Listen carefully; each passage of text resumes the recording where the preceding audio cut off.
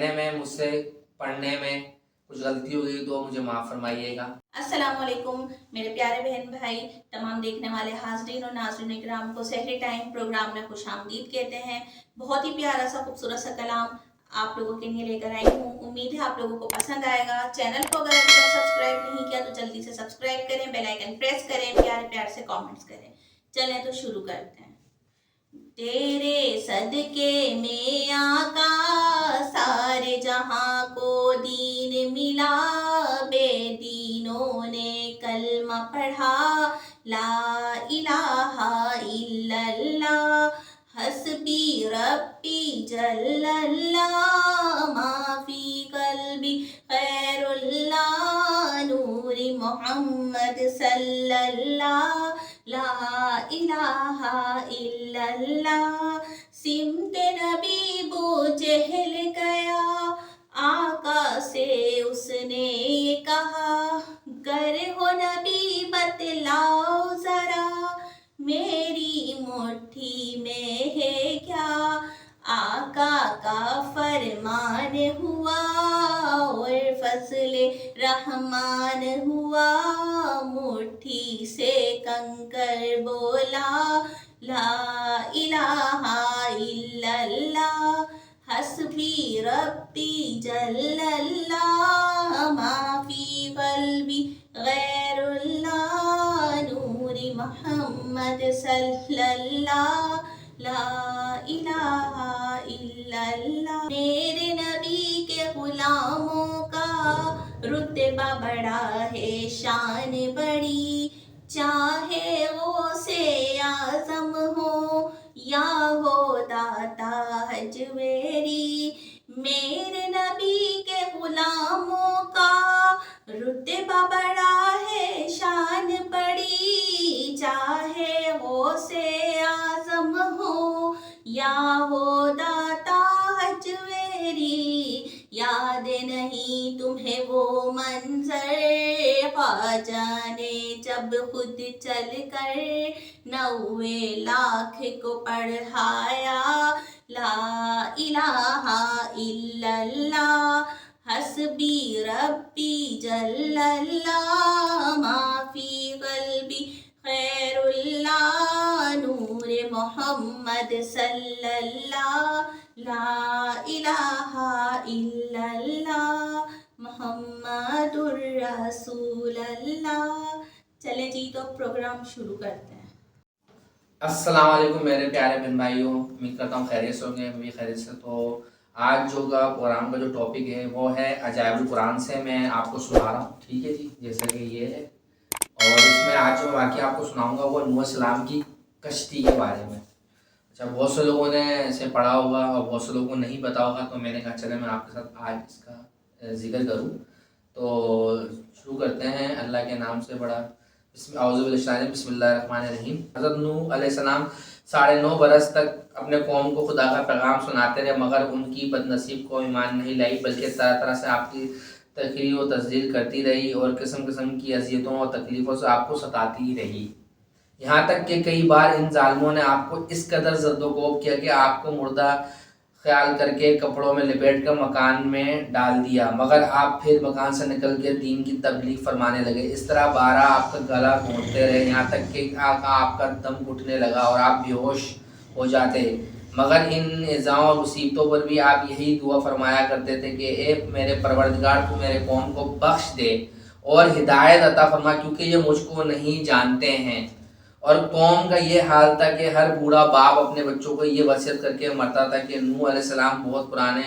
پرانے پاگل ہیں، اس لیے کوئی ان کی باتوں کو نہ سنو، نہ ان کی باتوں پہ دھیان دو، یہاں تک کہ ایک دن یہ وحی نازل ہو گئی کہ اے نوح، اب تک جو لوگ مومن ہو چکے ہیں ان کے سوا دوسرے لوگ کبھی ہرگز ایمان نہیں لائیں گے۔ اس کے بعد آپ اپنی قوم کے ایمان لانے سے نا امید ہو گئے اور آپ نے اس قوم کی ہلاکت کے لیے دعا فرما دی، اور اللہ تعالیٰ نے آپ کو حکم دیا کہ آپ ایک کشتی تیار کرائیں۔ چنانچہ 100 برس میں آپ کے لگائے ہوئے ساگون کے درخت تیار ہو گئے، اور آپ نے ان درختوں کی لکڑیوں سے ایک کشتی بنا لی جو 80 گز لمبی اور 80 گز چوڑی تھی، اور اس میں 3 درجے تھے، نچلے طبقے میں درندے پرندے اور حشرات الارض وغیرہ، اور درمیانی طبقے میں چوپائے وغیرہ جانور کے لیے جو بلائی طبقے میں خود اور مومنین کے لیے جگہ بنائی۔ اس طرح یہ شاندار کشتی آپ نے بنائی اور 100 برس کی مدت میں تاریخی کشتی بن کر تیار ہوئی، جو آپ کی اور مومنوں کی محنت اور کاریگری کا ثمرہ تھی، جنہوں نے بے پناہ محنت کر کشتی بنائی تھی۔ جب آپ کشتی بنانے میں مصروف تھے تو آپ کی قوم آپ کا مذاق اڑاتی تھی۔ کوئی کہتا تھا کہ یہ نوح اب تک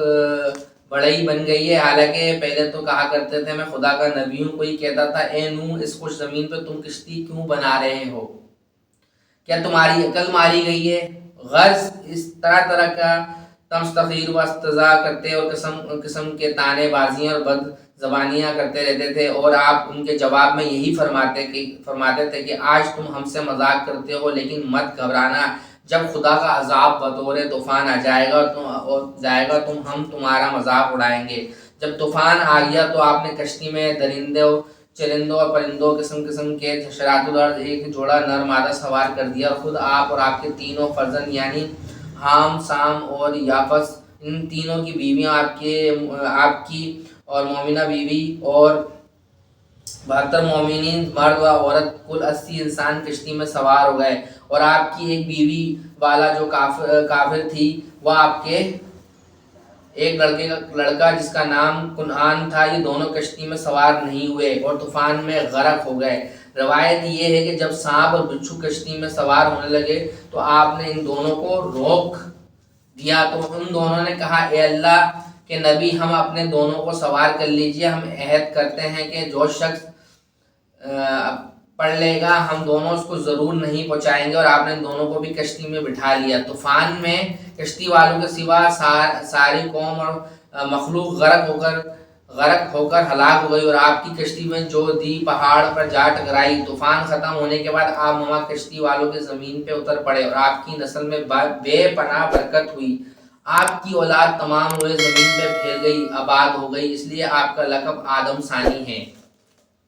قرآن مجید میں خداوند عز و جل نے اس واقعہ کو ان الفاظ میں بیان فرمایا ہے، میں ترجمہ کر رہا ہوں اس کا۔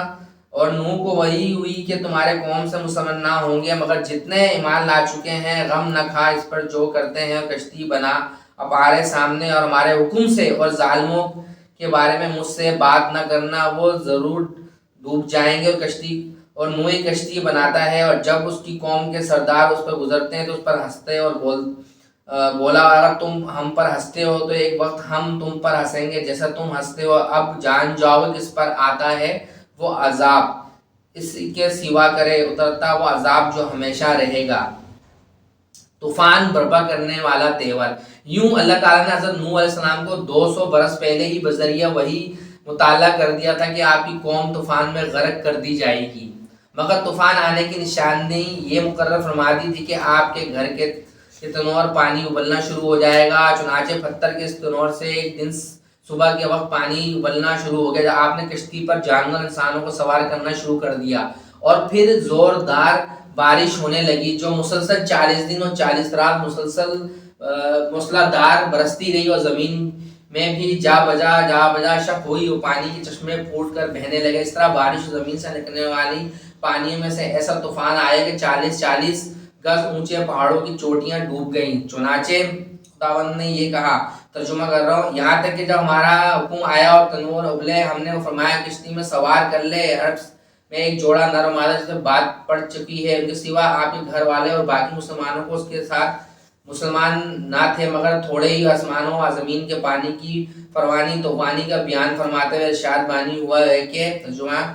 ہم نے انسان کے دروازے کھول دیے زور کے بہتے پانی سے، اور زمین چشمہ کر کے بہا دی تو دونوں پانی مل گئے اس مقدر پر جو مقدر تھی۔ اور نوح نے علیہ السلام نے اپنے بیٹے کو پکارا، اور اس کنارے تھا، اے میرے بچے ہمارے ساتھ سوار ہو جا اور کافروں کے ساتھ نہ ہو۔ بولا اب میں کسی پہاڑ کی پناہ لیتا ہوں، وہ مجھے پانی سے بچا لے گا، مگر آج اللہ کا عذاب سے کوئی بچنے والا نہیں تھا مگر جس پر وہ رحم کرے۔ ان کے بیچ میں موج آڑے آئی ہوئی تھی، وہ ڈوبتوں میں رہ گیا۔ بیٹے کو اپنے سامنے اس طرح غرق ہوتے دیکھ کر حضرت موسیٰ علیہ السلام کا بڑا صدمہ اور رنج پہنچا، اور آپ نے جناب باری تعالیٰ میں عرض کیا کہ یا میرے پروردگار، میرے بیٹے کو کو تو میرے گھر والوں میں سے ہے اور تیرا وعدہ سچا ہے اور تو حکم الحکمینی ہے۔ اللہ تعالیٰ نے فرمایا کہ اے نوح، یہ آپ کا بیٹا کنعان آپ کے گھر والوں میں سے نہیں ہے جن کو بچانے کا ہم نے وعدہ کیا ہے، لہٰذا اے نوح تمہارا یہ سوال ٹھیک نہیں، اس لیے تم مجھ سے ایسی کسی بات کا سوال نہ کرو جس کا تمہیں علم نہ ہو۔ تو حضرت نوح علیہ السلام نے کہا اے میرے پروردگار، میں تیرا پناہ مانگتا ہوں میں تجھ سے کسی ایسی بات کا سوال کروں جو مجھے معلوم نہ ہو، اگر تو مجھے معاف فرما کر رحم نہ فرمائے گا تو میں نقصان میں پڑ جاؤں گا۔ اور قرآن مجید میں حضرت حق جلالہ نے اس واقعے کو بیان فرماتا ہے، شاید فرمایا ہے کہ نوح نے اپنے رب کو پکارا، عرض کیے تو میرے گھر والا اور بے شک تیرا وعدہ سچا ہے اور تو سب سے بڑھ کر حکم والا، فرمایا اے نوح وہ تیرے گھر والوں میں نہیں ہے، بے شک اس کا کام بڑے نالائق ہیں، تو مجھ سے وہ بات نہ مانگ جس کا تجھے علم نہیں ہے، میں تجھے نصیحت فرماتا ہوں کہ نادان نہ بن، غرض یہ کہ اے میرے رب میں تیری پناہ چاہتا ہوں تجھ سے وہ چیزیں مانگوں جس کا مجھے علم نہ ہو، اگر